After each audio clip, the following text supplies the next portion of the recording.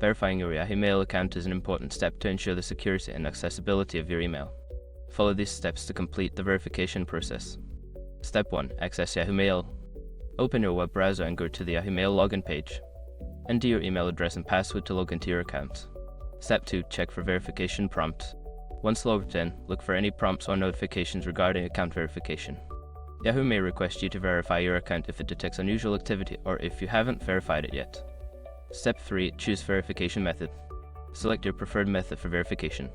Yahoo typically offers options such as receiving a verification code via SMS to your registered phone number or sending an email to a secondary email address. Step 4. Enter verification code. If you chose to receive a code via SMS or email, check your messages for the verification code.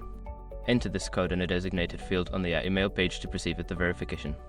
Step 5. Confirm verification. After entering the code, you should receive a confirmation message indicating that your account has been successfully verified. Make sure to update any outdated recovery information if prompted. By following these steps, you can ensure that your Yahoo Mail account is verified and secure. Regularly check your account settings to maintain updated recovery options.